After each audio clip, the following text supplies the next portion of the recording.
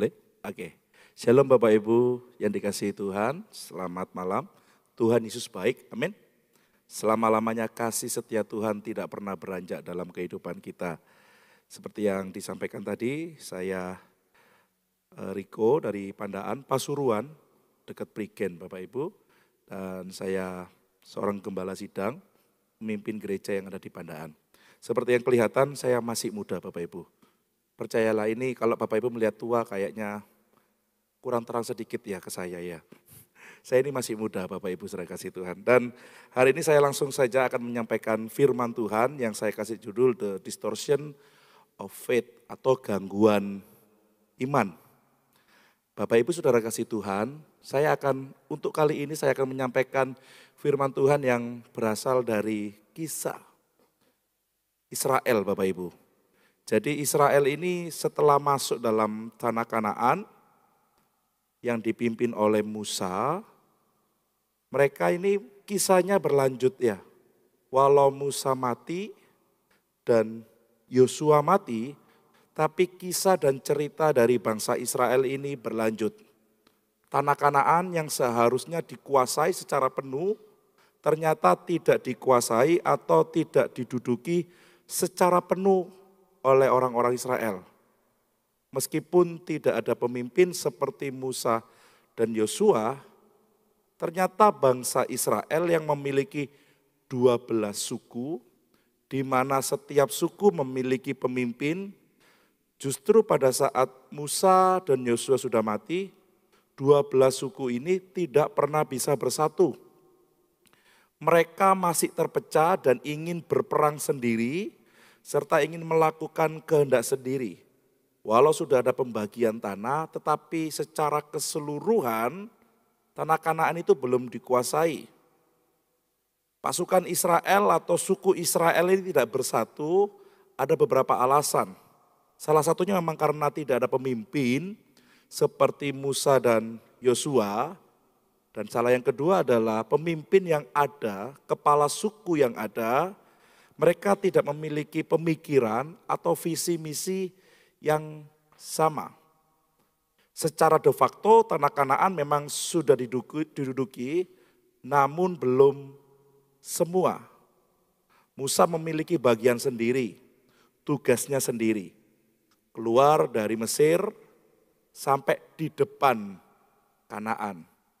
Yosua memiliki tugas sendiri dari depan Kanaan sampai masuk Bapak Ibu.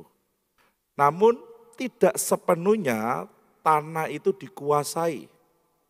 Kalau kita melihat dari Musa ke Yosua, dua orang ini tidak ada pengganti. Sepertinya tidak ada pengganti yang seterkenal mereka berdua. Ini merupakan transisi kepemimpinan dalam bahasa Israel. Namun semua yang terjadi adalah kehendak Tuhan. Pergantian pemimpin selalu ada yang namanya transisi suasana dan perbedaan daripada lingkungan Bapak Ibu. Walau berganti pemimpin dan suasana yang berbeda atau tidak sama dengan sebelumnya, namun janji Allah tetap ada dan berlaku untuk bangsa Israel. Janji untuk menduduki secara penuh tanah Kanaan seharusnya sudah didapatkan oleh bangsa Israel. Namun apa yang terjadi? Sampai sekarang kita tahu mereka masih berperang, tidak kunjung selesai. Kenapa? Karena bangsa Israel tidak mentaati perintah Allah. Saat mereka menduduki beberapa tempat di Kanaan, perintahnya Allah sama. Satu, kamu duduki pada saat itu, habiskan semuanya tanpa sisa. Namun yang terjadi, orang Israel justru tidak mentaati perintah Tuhan secara penuh. Mereka menyisahkan beberapa orang yang ada di tempat itu. Mereka mulai kehilangan ketaatannya karena bagi orang Israel sudah tidak ada lagi pemimpin yang dihormati, yang ditakuti seperti Musa atau seperti Yosua. Bapak Ibu Saudara kasih Tuhan, kita akan melihat kisah ini dari awal ya.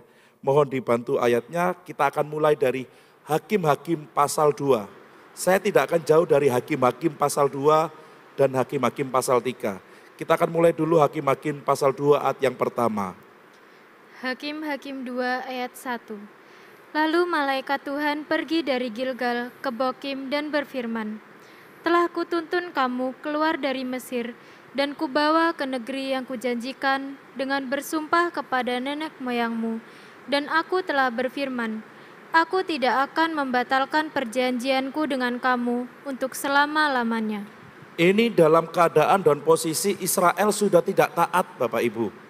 Walau dalam keadaan yang kalau saya gambarkan, boleh saya gambarkan, saya mengambil kata, mungkin Allah marah, mungkin Allah kecewa dengan apa yang telah terjadi, apa yang telah dilakukan oleh bangsa Israel, namun Allah tetap mengingatkan perjanjiannya kepada keturunan Israel dengan bersumpah kepada dirinya sendiri dan kepada nenek moyang mereka. Kenapa? Karena Allah mau mengingatkan dan Allah ingin menegaskan bahwa Dia yang telah berjanji setia mentepati. Amin Bapak Ibu. Ini dilakukan Allah mengingatkan janjinya supaya Israel sadar bahwa tanah Kanaan yang Allah janjikan secara keseluruhan pasti akan diberikan kepada bangsa Israel. Kalau Allah sudah berjanji, Dia pasti mentepati. Namanya waktu itu setiap kali menduduki tanah harus berperang. Jadi saya kembali lagi, kalau Allah yang berjanji pasti mentepati. Kalau ada yang namanya perang, mereka harus melewati yang namanya perang untuk menduduki sisa dari tanah itu. Allah pasti memberikan kemenangan. Karena Allah yang berjanji, Dia pasti mentepati. Namun yang terjadi adalah Israel tidak taat sama Allah dan Israel ingin melakukan sesuai dengan pikiran dan kehendaknya mereka sendiri. Dan kita disadarkan, kalau Allah yang berjanji Dia pasti mentepati, tinggal tunggu waktu saja. Karena waktunya Tuhan berbeda dengan waktunya kita. Selama proses menunggu ini, kita seharusnya belajar dari bangsa Israel. Kalau kita sedang menunggu janji Tuhan, kita akan belajar sama-sama dari bangsa Israel ini. Yang kita dengar, kalau mereka ini sudah sepemikirannya sendiri, semaunya sendiri. Firman Tuhan dibelokkan. Firman Tuhan kalau dalam bahasa musiknya diaransemen sendiri Bapak Ibu. Pemikiran dan semauan sendiri dari bangsa Israel ini yang tadi saya sebut, yaitu the distortion of faith atau perubahan iman.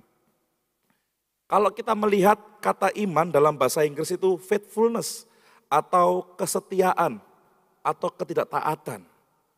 Kenapa bangsa Israel bisa tidak taat? Karena mereka sudah tidak mendengar lagi suara Tuhan.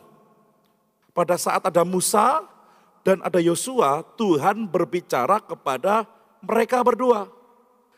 Yosua dan Musa menyampaikan firman Tuhan kepada bangsa Israel. Namun pada saat Yosua dan Musa sudah mati, ada kemungkinan Israel tidak lagi dengar perintah Tuhan. Dan kalau sudah nggak dengar lagi firman Tuhan, sudah nggak mau dengar lagi perintah Tuhan, mereka pasti masuk dalam yang namanya ketidaktaatan. Bagaimana kita bisa taat? Perintah saja kita nggak mau dengar. Bagaimana kita bisa melakukan firman Tuhan?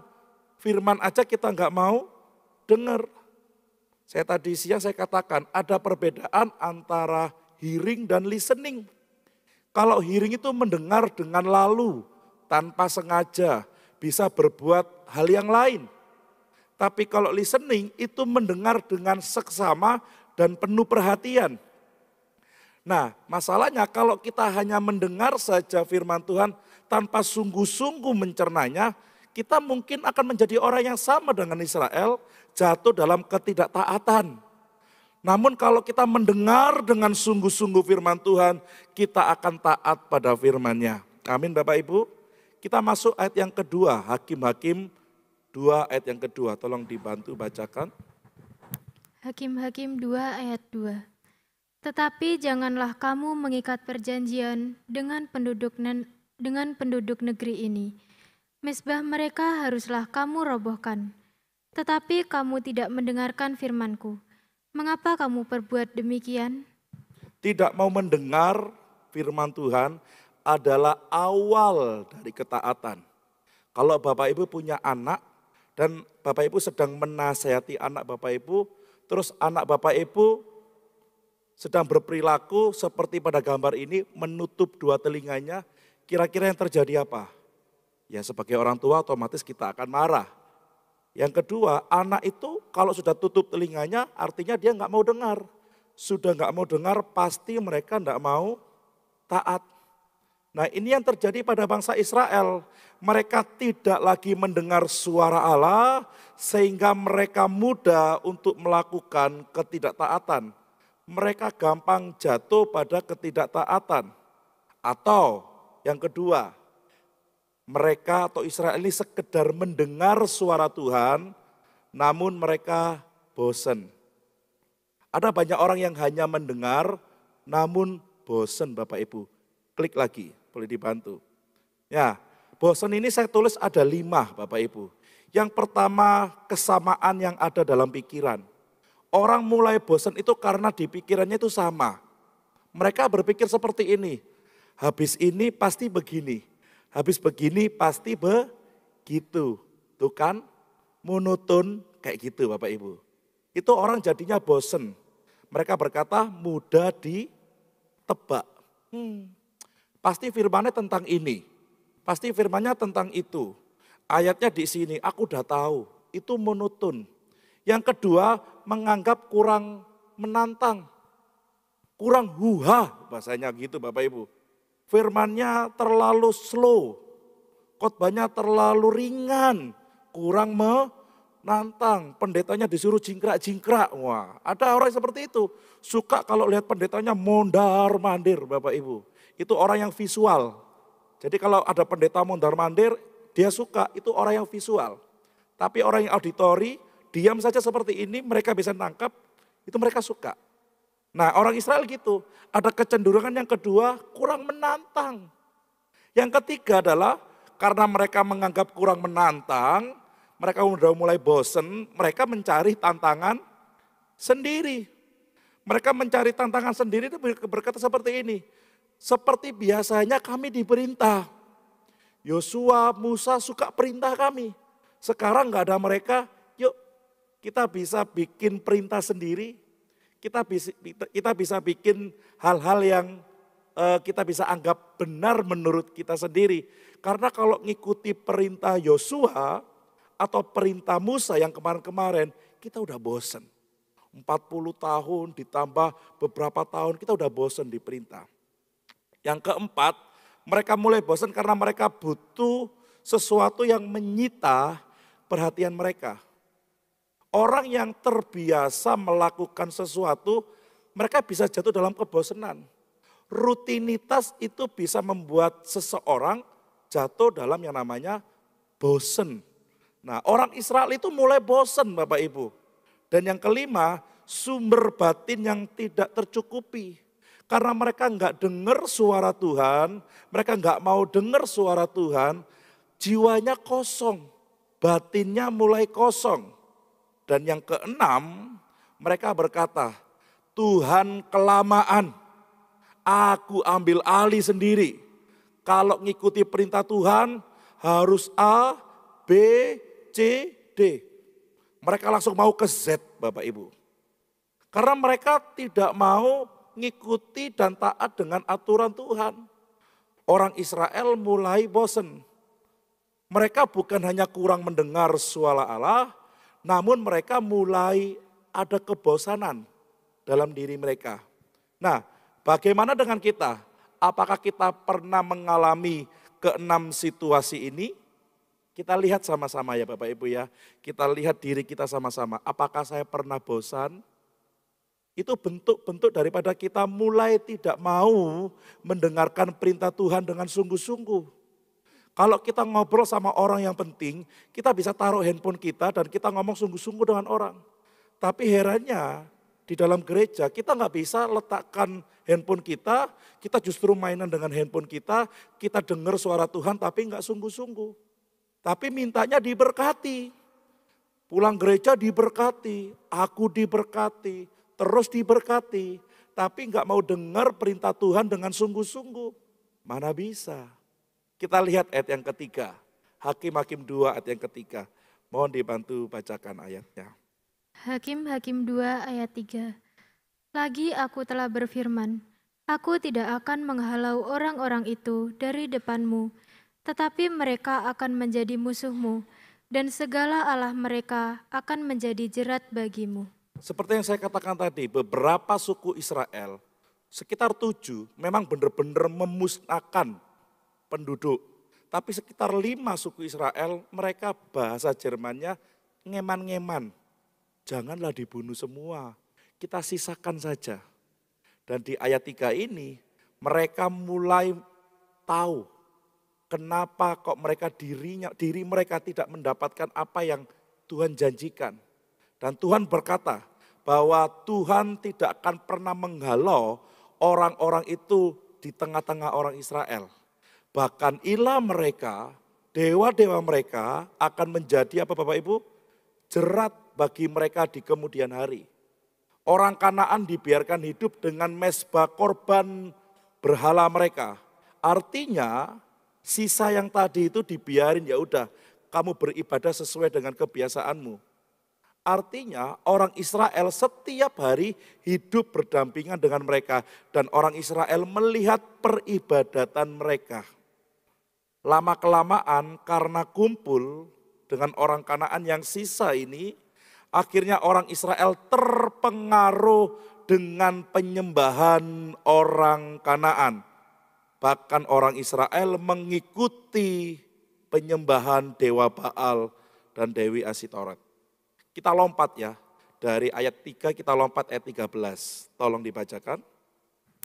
Hakim-Hakim 2 ayat 13. Demikianlah mereka meninggalkan Tuhan dan beribadah kepada Baal dan para Astoret. Tuhan ngomong suruh musnahkan, perintahnya Tuhan suruh musnahkan semua, mereka tidak taat. Dan Tuhan dengan sengaja sudah ditinggalkan saja sisanya supaya itu menjadi jerat bagi orang Israel. Dan benar demikian Bapak Ibu. Orang Israel lama-lama tinggal dengan sisa yang harus mereka musnahkan. Lama-lama mereka meninggalkan Tuhan dan beribadah kepada Baal dan para Asitoret. Baal adalah, boleh diklik, penghulu dewa yang dipuja orang Kanaan menjadi dewa tanah. Penyembahan Baal mencakup mengorbankan anak-anak demi menyenangkan hati sang dewa. Yang kuning. Orang Israel menganggap yang mempunyai atau yang berkuasa atas tanah Kanaan adalah dewa Baal. Sehingga mereka harus tunduk dan hormat kepada dewa Baal. Supaya semua tanah yang belum dikuasai itu diberikan oleh dewa Baal. Jadi gini Bapak Ibu ceritanya. Saat mereka sudah mulai tercampur hidupnya dengan orang Kanaan, karena mereka bersusah payah untuk menguasai seluruh Kanaan, mereka tidak bisa. Mereka mulai terpengaruh dengan orang-orang Kanaan. Bilang seperti ini kurang lebih orang Kanaan. Bahasa bebasnya. Israel, kamu tahu enggak? Yang menguasai tanah ini itu namanya dewa Baal. Kalau kalian itu menyembah dewa Baal, dewa kami, ada kemungkinan besar semua tanah ini akan diberikan kepada kalian. Ingat tadi, mereka mulai terdistorsi imannya. Mereka mulai mengaransemen perintah Tuhan yang harusnya dimusnahkan total, mereka sisakan. Dan tahu apa yang terjadi Bapak Ibu? Mereka benar-benar jatuh dalam penyembahan kepada dewa Baal. Bahkan untuk menyenangkan dewa Baal ya, mereka harus mengorbankan anaknya. Meskipun anak satu-satunya. Dari sini kita lihat dan kita mengerti kenapa Abraham bisa dan pernah melakukan hal itu kepada Ishak. Karena agama atau kepercayaan Abraham sebelumnya adalah memang seperti ini. Untuk menyenangkan dewanya harus mengorbankan anak. Dan Israel belum pernah mendengar hal ini, tapi saat mereka sudah mulai tercampur dengan Kanaan, oh gitu ya, supaya tanah bisa saya kuasai semua, saya harus menyembah dewamu ya, dewa Baal ya. Yang kedua dikatakan, ada yang namanya Dewi Asitoret, boleh dibantu? Dewi Asitoret adalah dewi peperangan dan dewi kesuburan. Dan pasangannya adalah dewa Baal. Jadi kayak cewek cowok atau suami istri Bapak Ibu. Orang Israel menganggap bahwa tanah Kanaan yang penuh dan melimpah dengan susu dan madunya, mereka menganggap ini adalah berkat dari Dewi Asitoret. Masih ingat ya, Tuhan berkata, aku akan berikan kepadamu negeri yang melimpah dengan apa? Susu dan madunya. Kepercayaan orang Kanaan yang bikin tanah itu subur adalah Dewi Asitoret. Sehingga mereka mulai berpaling dari Allah yang Maha Kuasa kepada Dewi Asitoret. Nah, dari 3 ayat ini atau 4 ayat ini kita bisa lihat Bapak Ibu. Kita tahu dan kita percaya bahwa Tuhan sanggup memberkati kita. Namun terkadang kita terdistorsi imannya. Terganggu iman kita. Tokonya enggak laris-laris, usaha enggak cuan-cuan, sudah berdoa, sudah berpuasa. Bahasa Jermannya, dilalah. Tetangga, saudara bilang seperti ini. Ini di Pandaan Bapak Ibu, di Madiun enggak ada. Ke Gunung Kawi, di sana, kamu pulang Ciamik tokomu, pasti laris. Kalau kamu ke Gunung Kawi, semua sakit penyakit pasti disembuhkan. Terus dia mulai mikir, iya loh, aku ke gereja sudah berdoa, sudah didoakan, sudah puasa, enggak laris-laris tokoku, enggak cuan-cuan usahaku, atau bahkan enggak sembuh-sembuh penyakitku. Kalau gitu bolehlah aku ke Gunung Kawi. Bapak Ibu Saudara yang dikasih Tuhan, sudah mulai melegalkan dan melonggarkan perintah Tuhan. Bahkan menyembah dewa yang lain. Kita kembali lagi di ayat yang ketiga dari Hakim-Hakim 2. Tolong dibacakan. Hakim-Hakim 2 ayat 3. Lagi aku telah berfirman, aku tidak akan menghalau orang-orang itu dari depanmu, tetapi mereka akan menjadi musuhmu, dan segala Allah mereka akan menjadi jerat bagimu. Allah dengan sengaja membiarkan orang Kanaan dan segala bentuk penyembahan berhalanya tetap ada di situ. Kenapa? Karena Allah melakukan itu supaya menguji kesetiaan orang Israel. Namun di sisi yang lain, ternyata hal itu menjadi jerat bagi orang Israel. Bagaimana dengan kita, Bapak Ibu Saudara kasih Tuhan? Saya memimpin gereja, yang saya pimpin orangnya lebih tua daripada saya. Sekitar sekarang tinggal 60 lah, 50%. Karena anak mudanya cukup lumayan banyak sekarang. 50% yang saya layani adalah orang-orang yang tua. Di mana mereka masih percaya, ini di Pandaan, dengan primbon. Tahu primbon ya Bapak Ibu ya? Percaya Bapak Ibu, kalau masuk rumah itu harus cari hari yang baik. Kalau nikahkan anaknya harus lihat tanggal yang baik. Itu di Pandaan. Di sini enggak ada kan Bapak Ibu ya. Itu mereka percaya kepada Tuhan, namun juga percaya kepada adat istiadat. Bahkan saya pernah melihat sendiri ada yang melahirkan anak, jadi anak itu sudah lahir, diserahkan kepada Tuhan, minggunya pagi, sorenya dikasih acara adat Bapak Ibu. Saya tanya, kenapa? Iya Pak, Ben Selamet. Padahal namanya bukan Selamet Bapak Ibu. Loh tadi pagi kan sudah diserahkan sama Tuhan. Sudah didoakan, loh Pak kalau didobelkan selamatnya lebih mantep Pak. Loh itu di Pandaan loh Bapak Ibu.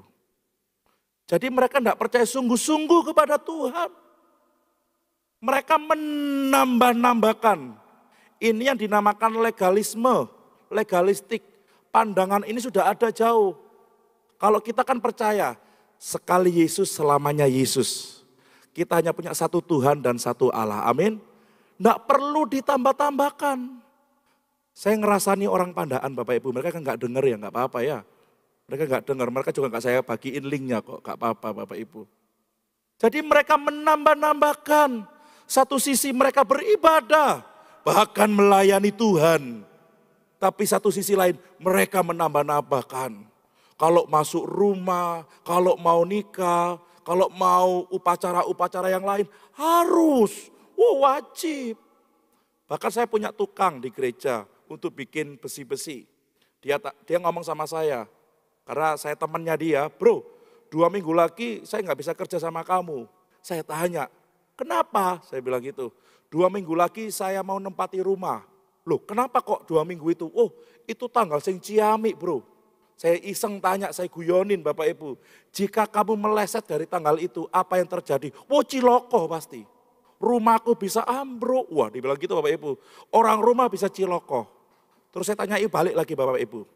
Seandainya kamu selamatin rumahmu pas pada hari dan tanggal yang sesuai dengan hitungan.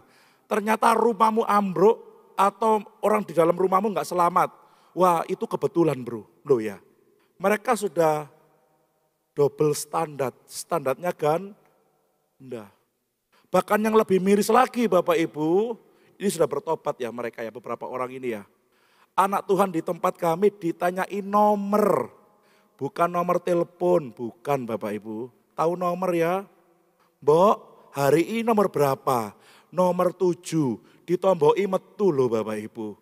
Saya dengernya jadinya miris sebagai gembala. Kenapa? Kok bisa? Anak Tuhan itu tahu, bahkan bisa menyarankan kepada orang lain. Itu terjadi di Pandaan. Itu kan beda alam ya Bapak Ibu ya. Beda negara sama di sini ya. Jadi saya berharap iman kita tetap teguh di dalam Tuhan. Jangan sampai mau digoyahkan oleh apapun. Karena sekali Yesus selamanya Yesus. Amin Bapak Ibu. Nah, kalau enggak kita akan kesulitan untuk keluar seperti bangsa Israel. Lakukan bagian kita, jangan pernah menduakan Tuhan. Yang setuju katakan amin. Jangan pernah percaya di luar Tuhan. Percaya saja kepada Tuhan. Dia adalah Allah yang berkuasa. Dia menciptakan segala-galanya. Dia mengatur semuanya. Dia menciptakan semuanya, tapi dia tidak terbatas oleh ciptaannya. Waktu dia ciptakan bukan untuk dia, tapi untuk manusia. Tapi Allah bekerja melintasi waktu, karena dia omnipresent. Dia bisa hadir dimanapun, kapanpun. Oleh karena itu kita sudah benar menyembah Allah yang maha tinggi, yang kita kenal di dalam Tuhan Yesus Kristus. Jangan memiliki pandangan legalisme atau legalistik, perlu ditambahkan supaya ini kata kakek atau nenek, moyang, buyut, apapun itu Bapak Ibu. Nah kita harus percaya dan benar-benar meyakinkan iman. Hidup saya aman di dalam Tuhan. Dia yang menjamin hidup saya, amin. Sekarang Bapak Ibu Saudara kasih Tuhan, setelah bangsa Israel terus melakukan itu, bangsa Israel mulai jatuh. Dan terus jatuh, bangkit, jatuh, bangkit. Mereka memiliki siklus kehidupan, ada 5 siklus kehidupan orang Israel setelah mereka melakukan penyembahan berhala. Siklus yang pertama adalah kemurtatan, mereka mulai gak menyembah Tuhan. Siklus yang kedua karena mereka murtad, mereka gak menyembah Tuhan lagi, mereka menduakan Tuhan. Siklus yang kedua adalah mereka dilempar, artinya mereka diperbudak kembali. Siklus yang ketiga, mereka mulai berseru lagi kepada Tuhan. Mereka mulai minta ampun kepada Tuhan. Siklus yang keempat, Tuhan pasti bebaskan mereka seperti biasanya. Tapi siklus yang kelima yang terjadi, mereka jatuh lagi dalam dosa. Karena kecenderungan alami umat Allah di Israel itu, mereka mengalami kebangunan, pemulihan, dan kemerosotan rohani. Hanya iman yang sungguh-sungguh dan usaha yang tekun untuk terus mencari Allah. Ini adalah kebenaran di dalam Tuhan. Iman yang sungguh-sungguh terus mencari Allah dengan tekun dan menolak perbuatan dari pelencengan akan iman kita. Itu adalah iman yang murni di dalam Tuhan. Jadi kita harus belajar untuk menjaga kemurnian iman kita. Karena sejarah keselamatan dari bangsa Israel mengajarkan kita bahwa umat yang enggan belajar dan mengambil manfaat dari kemerosotan rohani memiliki dampak yang menyedihkan dari angkatan orang percaya yang sebelumnya. Saya mau katakan ini, pemberontakan dan ketidakpercayaan kepada Allah bukan hal yang sepele. Menduakan Tuhan bukan hal yang sepele. Keduanya merupakan kesalahan atau pelanggaran terhadap Allah yang benar, yang pasti akan mendatangkan konsekuensinya. Bapak Ibu, seperti ada beberapa orang memberikan contoh. Saat saya melanggar lalu lintas, contohnya, terus saya didatangi oleh polisi. Saya bilang, Pak Polisi, maaf saya melanggar lalu lintas. Pak Polisi bilang apa? Bapak, selamat pagi, pelanggaran dimaafkan, tetapi tetap saya tilang. Saya sudah minta maaf loh Pak Polisi. Bapak, saya sudah maafkan, tetapi peraturan harus tetap dijalankan. Konsekuensi harus tetap diberikan. Sama. Orang Israel dikasihi Tuhan, sangat dikasihi Tuhan. Namun pelanggaran-pelanggaran mereka menimbulkan konsekuensi. Kenapa? Karena mereka berkompromi dengan standar-standar yang bukan berasal daripada Tuhan. Makanya mereka mendapatkan sanksi. Kita tahu kalau Allah kita adalah Allah yang maha kasih, maha pemurah dan maha pengampun. Amin. Tapi jangan gunakan kesempatan ini untuk hidup semaunya kita, sebebasnya kita. Kita harus tetap hidup dalam pertobatan kita setiap hari. Dan jangan memberikan kesempatan supaya kita dimasuki oleh yang namanya dosa. Supaya kita tidak memiliki siklus seperti orang Israel. Namun Bapak Ibu Saudara kasih Tuhan, meskipun orang Israel ini jahatnya minta ampun. Mereka bisa dibilang hatinya degil. Kemerosotan moral mereka mulai banyak terjadi. Namun ada orang setelah Musa dan setelah Yosua, ada orang pertama yang Tuhan angkat menjadi hakim. Di saat semua orang Israel atau kebanyakan orang Israel mulai meninggalkan Tuhan dan berpaling kepada Dewa Baal dan Dewi Asitoret, ada satu orang yang Alkitab catat, yang dimana dia meratapi nasib dari bangsa Israel. Nama orang ini adalah Otniel. Kita mulai baca di Hakim-Hakim 3, tadi Hakim-Hakim 2. Sekarang kita lompat ke Hakim-Hakim 3, ayat 10 dan 11. Hakim-Hakim 3 ayat 10-11. Roh Tuhan menghinggapi dia, dan ia menghakimi orang Israel. Ia maju berperang. Lalu Tuhan menyerahkan Kusyan Rishyataim, Raja Aram, ke dalam tangannya, sehingga ia mengalahkan Kusyan Rishyataim. Lalu amanlah negeri itu 40 tahun lamanya. Kemudian matilah Otniel, anak Kenas. Seperti saya katakan tadi, setelah Musa, setelah Yosua, mereka merosot moralnya. Tuhan angkat orang yang namanya Otniel menjadi hakim. Hakim ini jabatan dari transisi masa setelah Yosua sampai sebelum Saul menjadi raja. Jadi ada banyak hakim-hakim di situ. Tapi hakim yang pertama adalah bernama Otniel. Dan hakim yang dimaksud di sini bukan hakim yudisial. Seperti yang ada di Indonesia yang dilapor Pak. Hakim yang ada di pengadilan. Hakim yang dimaksud adalah jabatan pemimpin dari masa tadi. Yosua sampai kepada sebelum Saul. Kalau dilihat dari sejarah, ada kemungkinan Otniel ini adalah menantu dari Kaleb. Kalau Bapak Ibu masih ingat Kaleb, dia adalah orang yang diizinkan Tuhan bersama dengan Yosua masuk tanah Kanaan. Kaleb ini memiliki iman yang sama kuat dengan Yosua. Dan otomatis karena Kaleb beriman teguh kepada Tuhan, dia tidak sembarangan pilih menantu. Dan menantunya ada disebut atau namanya Otniel. Jadi Otniel ini adalah orang yang sudah mendengar tentang karya Tuhan dari zaman Mesir, berperang sampai masuk dari bapak mertuanya. Nah, Otniel ini orang yang benar-benar takut akan Tuhan, orang yang tidak mengikuti kebiasaan bangsa Israel yang tidak bermoral tadi. Otniel ini orang yang tidak mengikuti cara hidup sebagian besar orang Israel yang meninggalkan Tuhan. Sehingga ayat ini dikatakan bahwa Otniel dihinggapi roh Tuhan. Kata dihinggapi ini sama dengan dipenuhi, sama dengan diambil alih, dan sama dengan diberi kuasa secara tiba-tiba supaya Otniel mampu dan berani serta bertindak berani berbicara sesuai kebenaran Allah. Kalau kata dihinggapi ini Bapak Ibu, di Hakim-Hakim ini sama dengan yang ada di Bilangan pasal 11 ayat yang ke-25. Boleh dibantu dibacakan ayatnya, Bilangan pasal 11 ayat yang ke-25, 24-25.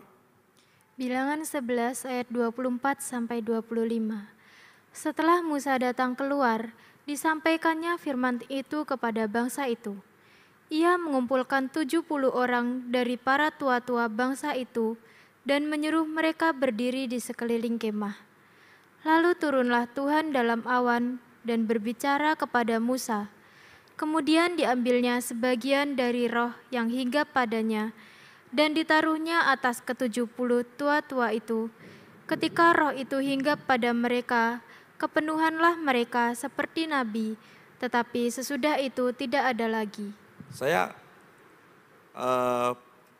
belok dulu ya ke nuansa yang ini ya. Jadi pada saat orang Israel ini bosen dengan mana, mereka mulai berteriak kepada Musa. Musa, kami ini bosen tiap hari makan mana. Mending kami hidup di Mesir. Walau jadi budak, kami masih bisa makan daging. Di padang gurun gak ada daging. Ini bahasa bebas saya Bapak Ibu.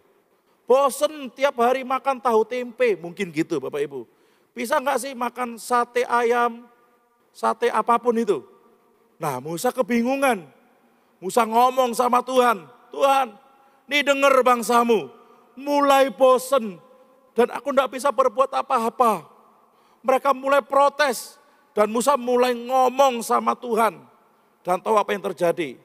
Saat Musa disuruh mengumpulkan 70 tua-tua itu, sebagian roh Tuhan yang tinggal dalam Musa, saya ulangi, sebagian roh Tuhan yang menghinggapi Musa diambil dan diberikan kepada 70 tua-tua itu, dan para tua-tua itu berbicara seperti nabi. Yang awalnya tua-tua itu mulai bersungut-sungut, mereka sudah mulai menegur bangsa Israel. Mereka sudah mulai memperkatakan firman Tuhan. Nah, saya kembali lagi Bapak Ibu kepada Otniel. Roh yang sama yang menghinggapi Musa dan 70 tua-tua, roh yang sama menghinggapi Otniel. Jadi Otniel ini selain hakim, dia bisa dikatakan seperti nabi.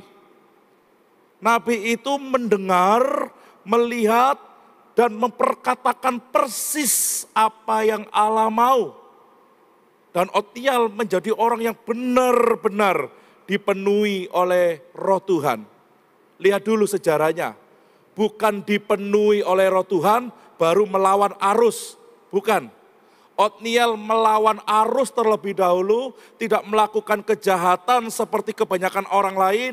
Otniel tetap setia kepada Tuhan dan Tuhan menghinggapi dia dengan rohnya. Banyak dari kita berbeda Bapak Ibu. Kita setelah mungkin dilantik baru kita minta roh Tuhan. Kita setelah dilantik jadi pemimpin, jadi apa, baru minta roh Tuhan. Berbeda. Otniel sebelum dilantik menjadi hakim-hakim, dia sudah dipenuhi dengan roh Tuhan. Dan sebelum dia dipenuhi dengan roh Tuhan, dia melakukan apa yang benar di hadapan Tuhan. Ini yang keren bagi saya Bapak Ibu. Jadi Tuhan bukan sembarangan pilih orang. Tuhan melihat setiap pribadi kita. Apakah kita mengikuti arus dunia ini atau tidak? Kalau tidak, Tuhan akan pakai hidup kita untuk menjadi alat kepunyaannya. Amin. Hidup kita harus berbeda dengan orang lain. Bukan cuma gimmick, pura-pura rohani, pura-pura menjadi orang yang baik Bapak Ibu. Pura-pura tidak melakukan dosa di gereja. Wow, maaf ini di Pandaan. Malaikat aja minder Bapak Ibu. Melihat orang-orang menyembah Tuhan, angkat tangan, wih, nyanyi, malaikat minder, ih gile. Kalau menyembah lebih merdu daripada saya. Kalau mengangkat tangan, terlihat kudus, malaikat mungkin minder. Tapi kalau di luar gereja, iblis yang minder. Iblis bilang apa? Gile, ternyata lebih jahat daripada saya. Sekali lagi ini ada di Pandaan. Ada orang yang gimmick seperti itu. Pura-pura, dia nggak berubah. Dia ngikutin arus dunia. Tapi kalau di gereja, sebentar, nanti kita selesaikan. Aku tak sembahyang disik di gereja. Kudus, minta ampun, minta berkat. Setelah itu kudis Bapak Ibu. Nah, Otniel tidak seperti itu. Dia melakukan hal yang beda. Dia melakukan kebenaran walau kebanyakan orang tidak melakukan kebenaran. Dan Tuhan menghinggapi Otniel dengan rohnya. Sehingga apa Bapak Ibu? Saya persingkat saja. Di sini ada yang namanya Raja Kusyan Rishatayim. Raja pertama setelah Fir'aun. Raja ini dikenal raja yang beringas. Raja yang double kejamnya. Double jahatnya. Double ganasnya. Daripada raja sebelumnya yang menindas Israel. Siapa itu? Fir'aun. Fir'aun itu kurang keras apa? Menindas Israel. Namun raja yang bernama Kusyan Rishatayim ini double. Jadi kehidupan orang Israel setelah masuk tanah Kanaan dan mereka tidak lagi bertobat, kembali lagi ke kehidupan yang lama. Tuhan lempar mereka kepada raja yang double ganasnya. Apa yang bisa kita tarik dari peristiwa ini? Jikalau kita sudah bertobat, jangan gunakan kemerdekaannya daripada Tuhan untuk hidup sembarangan. Karena setiap perbuatan kita bisa mendatangkan konsekuensi yang lebih keras. Orang Israel ini mulai melegalkan dan melonggarkan perintah Tuhan. Dengan dalil segala macam. Tuhan lempar mereka ke raja yang double ganasnya. Kehidupan mereka amburadul Bapak Ibu. Memang gak dicatat dalam firman Tuhan. Tapi kalau kita baca beberapa literatur yang lain. Orang Israel ini benar-benar tersiksa penuh di tangan Raja Aram ini. Mereka benar-benar hidup dalam keadaan yang tidak baik sama sekali. Sekali lagi, ada 5 siklusnya. Mereka merosot moralnya sampai mereka bertobat kembali. Janganlah kita mempergunakan kemerdekaan kita dengan sembarangan. Yang setuju katakan amin. Sekali kita percaya kepada Tuhan, sekali kita mau hidup kudus, teruslah hidup kudus di hadapan Tuhan. Jangan coba-coba. Bahasa sekarang, jangan ya dek, jangan. Tuhan aku mau coba itu dong, kayaknya enak. Oh jangan Bapak Ibu, karena awal daripada keterikatan adalah coba-coba. Dan orang Israel coba-coba menyembah dewa Baal dan Dewi Asitoret. Sehingga kehidupan mereka jauh, saya pakai bahasa sederhana, lebih ngenes daripada sebelumnya. Mereka lebih hancur hidupnya. Dan terpujilah nama Tuhan. Tuhan menghinggapi orang bernama Otniel. Orang yang taat kepada Tuhan. Dan Otniel berani menyuarakan firman Tuhan. Jangan lakukan ini, berhenti lakukan itu. Dan saat orang Israel mendengar apa yang dikatakan Otniel, mereka seperti tergugah kembali. Seperti Musa, Tuhan berbicara kepada dia. Seperti Yosua, Tuhan berbicara kepada dia. Dan orang Israel mulai mendengar suara Tuhan lewat Otniel. Dan ini endingnya. Saat orang Israel mendengar kembali perkataan Tuhan lewat Otniel, orang Israel hidupnya berubah, berpaling dari yang jahat kepada kebenaran. Bapak Ibu saudara kasih Tuhan, saat kita mendengar firman Tuhan, hidup kita pasti diubahkan. Amin. Keterikatan yang bertahun-tahun bisa diubahkan dengan kita mendengar dan mempelajari firman Tuhan dengan sungguh-sungguh. Mungkin Bapak Ibu datang, Pak ini udah keterikatan lama Pak.